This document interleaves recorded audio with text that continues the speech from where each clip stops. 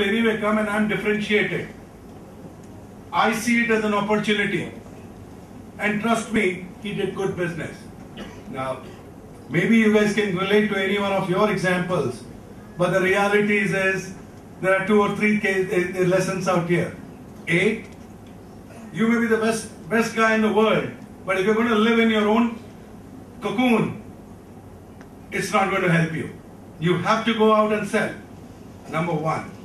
Number 2 is you have to differentiate yourself. If by just being the Me Too guy, you are not helping anyone. You are then a commodity.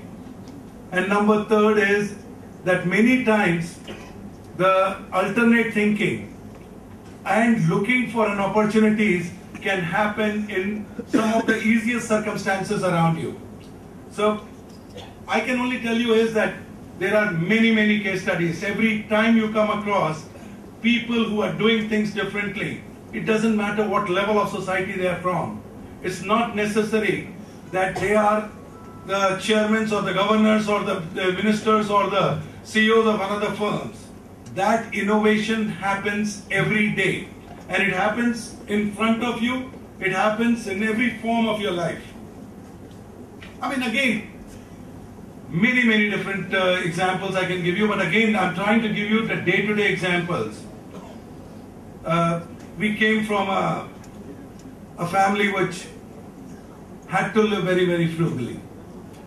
My mother, if on a 25th you asked her something, the typical answer was, talk to me after the payday.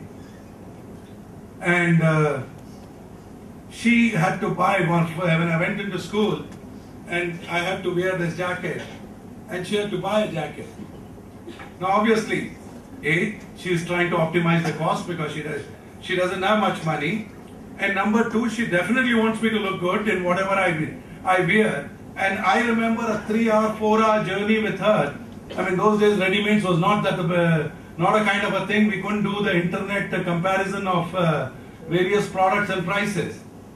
Now she goes around in the market, learns something with somebody. This kind of a cloth, this much of a density, this much of wool per square inch, this much of a blend, this looks or that looks. But the point is, in 3 hours she actually learnt it from all the shopkeepers that she went around asking for information. So 2 things came very clearly. Number 1, if you make an effort, there is enough information available.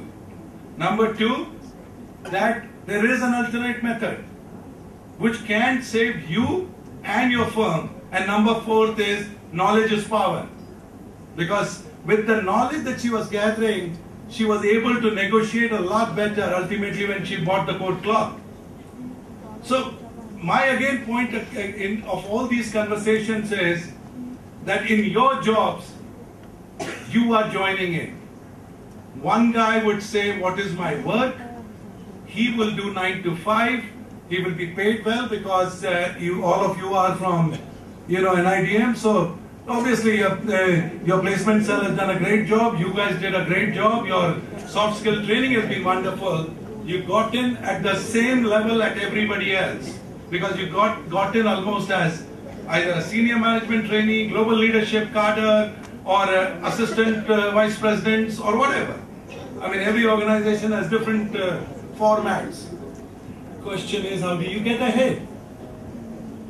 Question is, how will that, out of the 20 or 10 management trainees of a similar batch, how would you become the number 1? And if you are going to be number 1, just remember there are only 2 ways to look at it. Number 1, think like an owner, not as an employee. When you think like an owner, you will automatically add value. You would not be looking at the things that are not around you. You will look at how can I create things. The change that I have seen is the same student when he is in an organization, he is in 32 committees. He could be a brand manager of the institute. He could be on the canteen committee. He could be on a logistics committee. He could be on a reception committee. He could be doing 32 different jobs. But the day he comes into a company, he starts questioning, has the company provided me food? Has the company provided me transport? Has the company done this for me? And that's exactly what you don't want to do. Because you want to continue to have the same spirit of ownership that you had when you were a student, when you were in college. It's the same spirit of ownership the way you would demonstrate within a group of friends or at home. If you treat your workplace, your organization, and if you start thinking like an owner, trust me, that is the day you have started going ahead of others. So the simple, and for some of us, we have to translate this, whatever I've been talking, and I could go on forever, but I'm quite conscious that there's a lot more that we want to do this afternoon. Some of us, when we acquired Satyam, people did tell us that it's a risk. But then remember, Vikram Pandit did not need money when he became the CEO of Citibank. A.M. Naik, who is the chairman of Larsen & Toubro, he's not doing it for money. K.V. Kamath, what he achieved in ICCI is not for money. That you want to make a difference. You yourself want to be not only differentiated, but you want to make a difference for the organization. As long as you can work on some of these fundamentals, trust me, when we acquired Satyam, it was considered a risk. And we are owner managers. When we are in Mahindra's, we were the owner managers. When I went back to the boards of Tech Mahindra, I went to the board of Mahindra & Mahindra, and when I went to the board of British Telecom, because as you know, Tech Mahindra is a joint venture between Mahindra and BT, and it was a risky decision. And a lot of times, like any other board, they were not worried only about the money. They were also worried about their brand image, because ultimately we were buying a stamp-tainted company. Now, I had to convince them, but then I had the passion. I felt like an owner. It may be somebody else's money.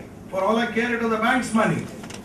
But if I am the owner, if I'm passionate about it, if I'm willing to make a difference, I will find a method of doing it.